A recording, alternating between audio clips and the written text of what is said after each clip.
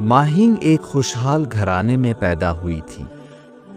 اس کے والد ایک کامیاب تاجر تھے اور والدہ گھر کی ملکہ تھی۔ وہ اپنے ماں باپ کی لاڈلی تھی، ہر خواہش پلک جھپکتے پوری ہو جاتی۔ وہ جس چیز کی ضد کرتی اسے فوراً مل جاتی۔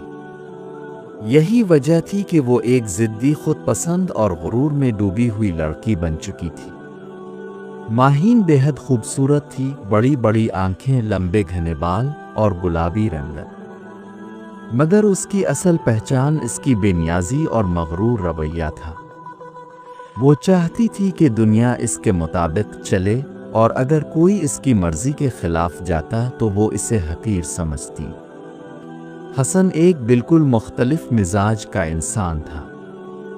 وہ ایک عام مگر نیک دل اور محنتی آدمی تھا جو اپنے والد حاجی سلیمان کے ساتھ رہتا تھا۔ حاجی سلیمان ایک بزرگ، دیندار اور انتہائی صابر انسان تھے۔ ان کی بیوی کا انتقال کئی سال پہلے ہو گیا تھا اور تب سے وہ اپنے بیٹے حسن کے سہارے زندگی گزار رہے تھے۔ حسن کی پرورش انتہائی محبت اور قربانی کے جذبے کے ساتھ ہوئی تھی۔ اس نے اپنی زندگی میں کبھی کسی کے ساتھ برا نہیں کیا تھا، اور سب سے بڑی بات یہ کہ وہ اپنے والد کے لیے جان بھی دینے کو تیار تھا۔ اس کی دنیا میں سب سے قیمتی چیز اس کا والد تھا۔ جب حسن کی ماں کا انتقال ہوا تو حاجی سلیمان کو فکر ہونے لگی کہ حسن کی شادی کر دی جائے تاکہ گھر میں کوئی عورت ہو جو ان کی دیکھ بھال بھی کرے اور حسن کو بھی خوش رکھے۔ حسن کے ایک دوست نے ماہین کا رشتہ تجویز کیا۔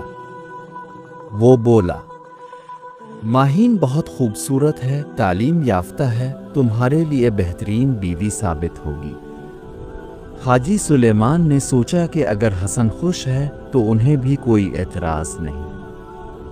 حسن نے جب پہلی بار ماہین کی تصویر دیکھی تو وہ اسے پسند آ گئی۔ اسے لگا کہ وہ ایک اچھی بیوی ثابت ہوگی، مگر وہ یہ نہ جان سکا کہ ماہین کا مزاج کیسا ہے۔ چند ملاقاتوں کے بعد دونوں خاندانوں نے شادی طے کر دی۔ حسن کے دل میں خوشی اور امید جاگ اٹھی کہ وہ اپنی نئی زندگی کو خوشگوار بنائے گا۔ شادی ایک دھوم دھام سے ہوئی۔ ہر طرف خوشی کا سما تھا، مہمان حسن کی سادگی اور ماہین کی خوبصورتی کی تعریفیں کر رہے تھے۔ مگر ایک چیز سب نے محسوس کی، ماہین زیادہ خوش نظر نہیں آ رہی تھی۔ وہ ایک شاہانہ زندگی گزارنے کی عادی تھی، اور حسن کا سادہ گھر، اس کے محدود وسائل اور اس کے والد کے ساتھ زندگی گزارنے کا تصور اسے کھٹک رہا تھا۔ ماہین دلہن بن کر حسن کے گھر آ گئی، مگر اس کے دل میں کوئی خاص خوشی نہ تھی۔ وہ جانتی تھی کہ وہ ایک مختلف دنیا میں داخل ہو رہی ہے، ایسی دنیا جسے وہ پسند نہیں کرتی تھی۔ ماہین جب پہلی بار حسن کے گھر داخل ہوئی تو اسے ہر چیز چھوٹی، سادہ اور بے رونق لگی۔ اس کا دل چاہا کہ وہ فوراً واپس اپنے والدین کے محل نما گھر چلی جائے، مگر اب یہ اس کا نیا ٹھکانہ تھا۔ حسن نے مسکراتے ہوئے کہا، یہ تمہارا اپنا گھر ہے، اگر کچھ پسند نہ آئے تو مجھے بتاؤ، میں اسے بدلنے کی کوشش کروں گا۔ ماہین نے زبردستی مسکرا کر جواب دیا، مگر اندر ہی اندر وہ سوچ رہی تھی۔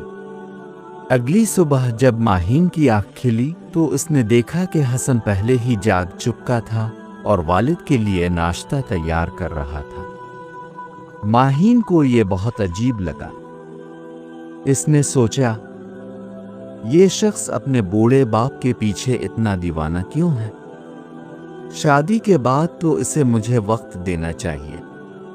ناشتے کے دوران حاجی سلیمان نے محبت سے کہا، بیٹی، یہ تمہارا بھی گھر ہے، میں تمہیں اپنی بیٹی کی طرح سمجھوں گا۔ ماہین نے مسکراتے ہوئے کہا، مگر دل میں سوچا، مجھے تمہاری بیٹی بننے کا کوئی شوق نہیں۔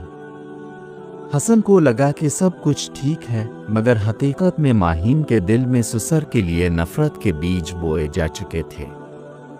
माहीन ने कुछ ही दिनों में ये महसूस किया कि हसन का ज़्यादा वक्त अपने वालिद के साथ गुजरता है। वो हर वक्त उनका ख्याल रखता, खाने में उनका हिस्सा पहले निकालता, उनकी दवाएं याद रखता और उनके आराम का खास ख्याल रखता। ये सब कुछ माहीन को बहुत बुरा लगता था। वो चाहती थी कि हसन सिर्फ इसका हो, इस पर तवज्जो दे और उसके नाज नखरे उठाए। एक दिन इसने हसन से कहा, तुम हर वक्त अपने वालिद के पीछे क्यों लगे रहते हो? शादी के बाद शौहर को बीवी के साथ ज्यादा वक्त गुजारना चाहिए। हसन ने नरमी से जवाब दिया, माहीन, मेरे वालिद मेरे लिए सब कुछ है। मैं उनकी खिदमत करना अपनी सबसे बड़ी जिम्मेदारी समझता हूँ। माहीन को ये जवाब बिल्कुल पसंद न आया। इसके दिल में जलन बढ़ती जा रही थी। माहीन ने फैसला कर लिया कि वो हसन को अपने काबू में करेगी और हाजी सुलेमान को घर में कमजोर कर देगी। इसने दिल में सोचा, अगर मैं हसन को अपने बस में कर लूं तो ये बड़ा ससुर खुद ही गैर अहम हो जाएगा। माहीन को शादी से पहले ये अंदाज़ा नहीं था कि ससुराल की ज़िंदगी इतनी मुख्तलिफ होगी। वो अपने वालिदैन के घर में एक नाज़ों पली लड़की थी, जहां नौकर चाकर हर वक्त उसके इशारों पर चलते थे। मगर यहाँ हसन का घर सादा था और सबसे बड़ी बात, इसे ये बात बहुत खुटक रही थी कि हसन का सबसे ज़्यादा ध्यान अपने वालिद पर था। हसन सुबह दफ्तर जाने से पहले अपने वालिद का नाश्ता तैयार करता, उनके कपड़े तरतीब देता और उनकी दवाइयाँ चेक करता। रात को देर तक उनके साथ बैठकर बातें करता और उनके पांव दबाता। माहीन को ये सब बिल्कुल पसंद ना था। इसने कई बार कोशिश की कि हसन इस पर ज़्यादा तवज्जो दे, मगर हर बार हसन ने यही कहा, माहीन, मेरे वालिद मेरी जिम्मेदारी है, मैं उन्हें नहीं छोड़ सकता। ये सुनकर माहीन का दिल जल कर रह जाता। माहीन ने सोचा कि अगर सीधा तरीका काम नहीं कर रहा तो वो चालाकी से हसन को काबू करेगी। एक दिन इसने नरमी से हसन से कहा, हसन, मैं तुम्हारी हर चीज़ में शरीक हूँ, मगर तुम्हारे दिल में मुझे पूरा मकाम नहीं मिला। मुझे महसूस होता है कि मैं तुम्हारी जिंदगी में सानवी हैसियत रखती हूँ। हसन चौंक गया। माहीन, तुम ऐसा क्यों सोच रही हो? तुम मेरे लिए बहुत अहम हो, फिर भी तुम्हारा ज़्यादा वक्त और ज़्यादा मोहब्बत अपने वालिद के लिए है, मेरे लिए नहीं। हसन उलझन में पड़ गया, मगर चूंकि वो एक नेक दिल इंसान था, इसने सोचा कि शायद माहीन ठीक कह रही है। इसने इसे समझाने की कोशिश की, मगर माहीन ने रुकर अपना दुख जाहिर किया, जिससे हसन नर्म पड़ गया। ये माहीन की पहली जीत थी, मगर वो जानती थी कि इसे और मेहनत करनी पड़ेगी। माहीन के बदले हुए रवैये को हाजी सुलेमान ने महसूस कर लिया था। वो समझदार आदमी थे और जानते थे कि बहू उनसे खुश नहीं है, मगर वो सब्र कर रहे थे। एक दिन जब हसन दफ्तर चला गया तो हाजी सुलेमान ने नरमी से कहा, बेटी, अगर मुझसे कोई गलती हुई हो तो मुझे मुआफ कर देना। मैंने हमेशा तुम्हें अपनी बेटी समझा है। माहीन ने जबरदस्ती मुस्करा कर कहा, नहीं अबू, ऐसी कोई बात नहीं। मगर दिल में इसका रवैया और सख्त होता जा रहा था। माहीन ने फैसला किया कि वो अपने ससुर को इस घर में गैर ज़रूरी बनाकर छोड़ेगी। इसने हसन को मज़ीद काबू में करने के लिए कई चालें चलना शुरू कर दी। वो छोटी छोटी बातों पर रोने लगती और हसन को एहसास दिलाती कि वो इसका ख्याल नहीं रख रहा। वो खाने के वक्त ससुर के खाने में कभी ज़्यादा नमक डाल देती, कभी वक्त पर खाना ना देती। वो हसन से कहती कि हाजी सुलेमान बहुत सख्त हैं और इसे नज़रअंदाज करते हैं। ये सब कुछ बहुत आहिस्ता आहिस्ता हो रहा था, मगर उसका असर नज़र आने लगा था। ایک دن حسن کام سے واپس آیا تو اس نے دیکھا کہ حاجی سلیمان نے کھانا نہیں کھایا۔ وہ فوراً ان کے پاس گیا اور پوچھا، ابو آپ نے کھانا کیوں نہیں کھایا؟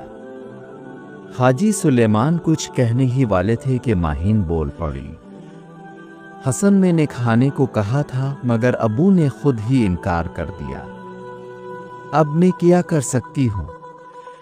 حاجی سلیمان نے کچھ نہ کہا۔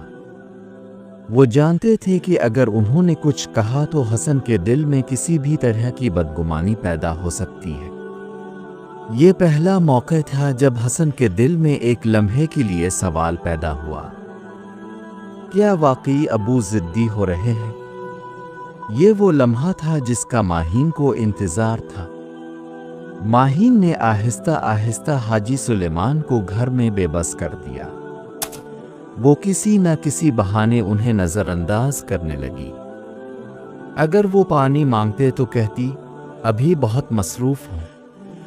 اگر وہ کچھ پوچھتے تو کہتی، ابو میں تھک چکی ہوں، مجھے آرام کرنے دی۔ حسن کے سامنے وہ ہمیشہ میٹھی بنتی مگر جب وہ نہ ہوتا تو اس کا رویہ بدل جاتا۔ حاجی سلیمان نے محسوس کر لیا کہ وہ اب اس گھر میں بوجھ بنتے جا رہے ہیں مگر وہ صبر کر رہے تھے۔ حسن کو یہ سمجھ نہیں آ رہی تھی کہ گھر کا ماحول کیوں بدلا لگ رہا ہے۔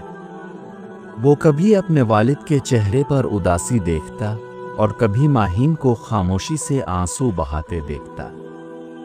ایک دن حسن نے ماہین سے پوچھا، ماہین کیا تم واقعی میرے والد کے ساتھ خوش نہیں ہو؟ ماہین نے موقع سے فائدہ اٹھایا اور افسردگی سے بولی، حسن میں نے کبھی تم سے شکایت نہیں کی مگر تم خود ہی دیکھ لو، میں دن بھر کام کرتی ہوں مگر ابو مجھے کبھی پسند نہیں کرتے۔ میں جتنا بھی کوشش کر لوں وہ مجھ سے خوش نہیں۔